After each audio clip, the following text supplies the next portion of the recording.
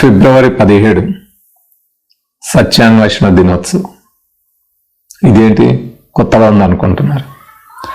అవునులే, ఫిబ్రవరి 14 ప్రేమికుల దినోత్సవం గుర్తున్నంతగా మార్చి 23 భగత్ సింగ్ బలిదానం గుర్తుండదు మనకి. ఫిబ్రవరి 17 లాంటివి అసలు మన పాఠాల్లో బోధించరు, మన దగ్గరికి రావు. మీడియా మొత్తం ప్రేమికుల దినోత్సవం చుట్టూ తిరుగుతుంటే మానవ ప్రగతికి మూలమైన అంశాలను తెచ్చుకోవడంలో వెనకబడతాం. మన దగ్గరికి అసలు అలాంటివి రానే రావు. ఏమిటి ఫిబ్రవరి 17? సత్యాన్ని ప్రజలందరికీ చెప్పాలి, నిజాలు చెప్పాలి ప్రజలకని తపన చెందిన ఒక తత్వవేత్త, వైజ్ఞానికవేత్త, సైంటిస్ట్ 400 సంవత్సరాల క్రితం 1600 సంవత్సరం ఫిబ్రవరి 17న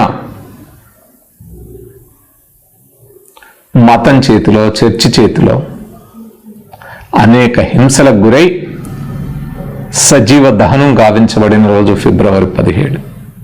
అతనే గియార్డినో బ్రూనో అంటాం, జోర్డాన్ బ్రూనో అంటాం. బ్రూనోను తెలుగు వారికి పరిచయం చేయడం కొత్తగా అవసరం లేదు. నిజానికి మనకు ఒక పాట గుర్తుంటే, మత చీకటి వృక్షాలను మొదలంటూ నరకభూమి ద్వేషాగ్నికి ఆహుతైన గెలీలియో బ్రూనోలు. ఆ పాట చాలా మందికి సుపరిచితం. 1548లో గియోర్డానో బ్రూనో జన్మించాడు. గియోర్డానో బ్రూనోకి సంబంధించి మనం మాట్లాడుకోవడం అంటే సత్యం కోసం బలిదానం చేసిన ఒక అమరవీరుని గురించి మాట్లాడమే.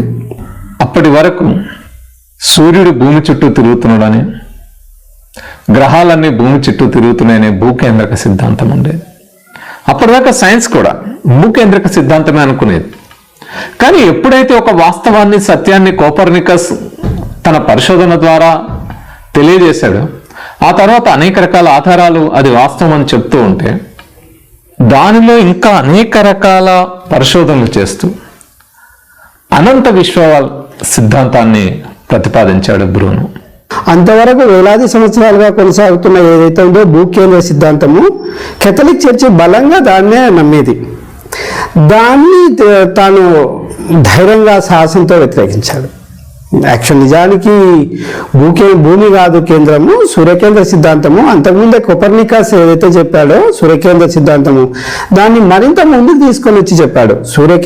సూర్యుల కేంద్రము, ఈ భూమి లాంటి గ్రహాలు ఇంకా చాలా ఉండడానికి అవకాశం ఉంది, జీవము కూడా ఉండడానికి అవకాశం ఉందని.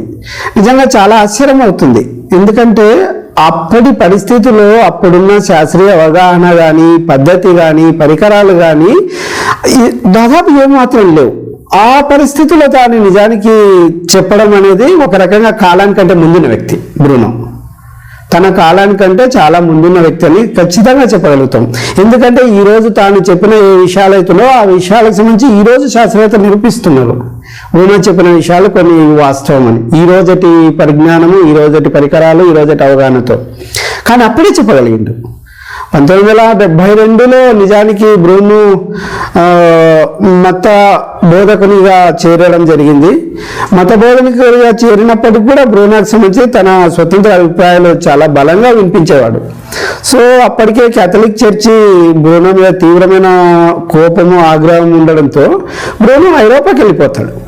ఐరోపాకి వెళ్ళి దాదాపు 1593 వరకు ఐరోపాలో వివిధ ప్రాంతాల్లో పర్యటిస్తూ ఉపన్యాసాలు చెప్తూ తన అభిప్రాయాలు ఏవైతున్నాయో బలంగా ప్రచారం చేస్తూ వచ్చాడు. 1593లో ఇటలీకి రావడం జరిగింది. రోమ్కి వస్తాడు. ఇది వాస్తవము అని ఆ సిద్ధాంతాన్ని ప్రచారం చేస్తుంటే సత్యాన్ని భరించలేని, తమ నమ్మకాలకి దెబ్బ తగిలిందని, తమ నమ్మకాలకు వ్యతిరేకంగా ప్రచారం చేస్తావా అని కోపంతో బ్రూనో మీద 131 అభియోగాలు మోపి ప్రధానంగా భూమి కేంద్రం అనే సిద్ధాంతాన్ని వ్యతిరేకించాడని, తర్వాత బ్రూనో ఒక రకంగా యేసుక్రీస్తు దేవుడు కాదనే విషయం కూడా చెప్పాడు. చాలా స్పష్టంగా క్రీస్తు దైవం కాదు అనే విషయం కూడా చెప్పిండు. నాస్తికత్వాన్ని చెప్పిండు. అది కూడా బలమైన ఆగ్రహానికి గురి చేసింది కేథలిక్ చర్చికి. తన మీద ఇంక్విజిషన్ విచారణలు జరిపి శిక్ష వేయడం జరిగింది. 7 సంవత్సరాల పాటు తనని జైల్లో పెట్టి క్రూరంగా హింసించారు. హింసిస్తూ రోజు మత పెద్దలు తనకు సందేశాన్ని పంపేవారు. నువ్వు చెప్పింది తప్పని ఒప్పుకో, భూకేంద్రక సిద్ధాంతమే సరైనదని ఒప్పుకో, సూర్యకేంద్రక సిద్ధాంతం తప్పని ఒప్పుకో, నువ్వు చెప్పేది అవాస్తవం అసత్యం అని ఒప్పుకో, నిన్ను వదిలిపెడతామని రోజు పంపేవాళ్ళు. ఎన్ని హింసలు పెట్టినా, ఎన్ని రోజులు అడిగినా, 7 సంవత్సరాల పాటు అడిగిన వాళ్ళకి విసుగొచ్చింది తప్ప సత్యము సత్యమే, నేను ఉన్నా చనిపోయినా నన్ను ఎంత హింసించినా సత్యాన్ని నేను ప్రకటిస్తూనే ఉంటానని చెప్పి బ్రూనో నిరంతరం వాళ్ళకి చెప్పేవాడు.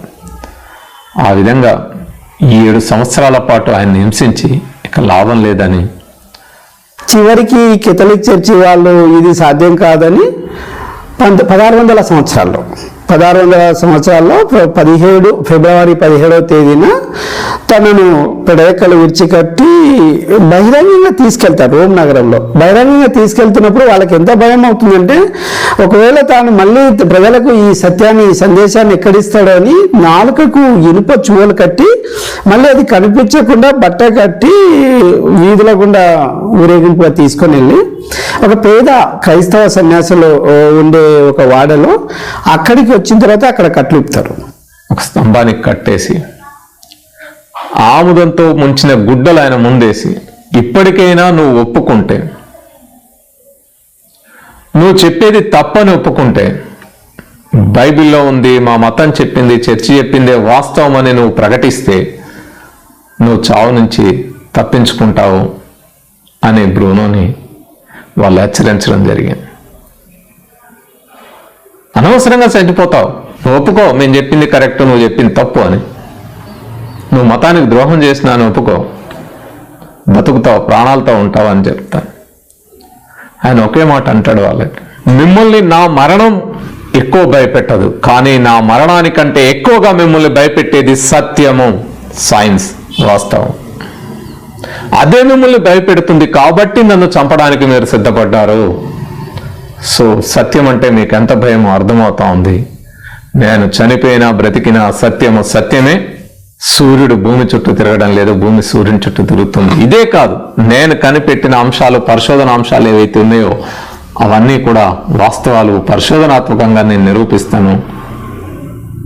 ఇవన్నీ నాకు తెలిసిన సత్యాలు. ఈ సత్యాన్ని మీరు భరించలేక నన్ను హత్య చేస్తున్నారు అని చెప్పి.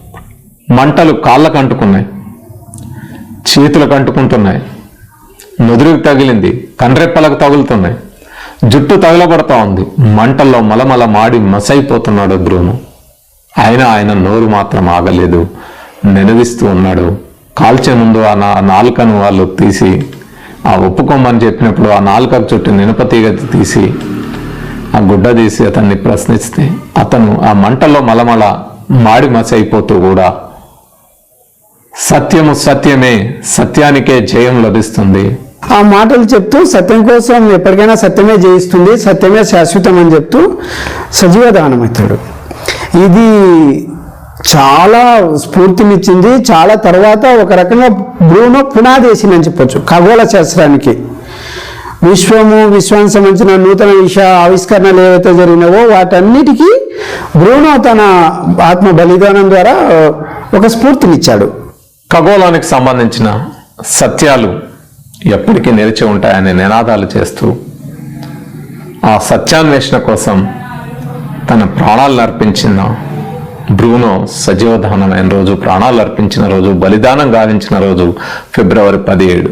అందుకే ప్రపంచమంతా, వైజ్ఞానిక లోకం, హేతువాదులు, ప్రజా సైన్స్ కార్యకర్తలు అందరూ కూడా ఆ దినోత్సవాన్ని సత్యాన్వేషణ దినోత్సవంగా, ఒక బలిదానాన్ని కూడా వాస్తవాన్ని కనుగొన్న దినంగా సంబరం చేసుకుంటారు. బ్రూనో సజీవదానమైన ఒక 30 సంవత్సరాల తర్వాత మేధావులంతా ఇది చాలా మానవజాతి చరిత్రలోనే చాలా తీవ్రమైన తప్పిదం ఇది, దీన్ని మనం సరిదిద్దాలని బ్రూనో ఎక్కడైతే సజీవదానమైందో అక్కడే ఆయన స్మారక స్తూపాన్ని ఒకటి ఏర్పాటు చేస్తారు.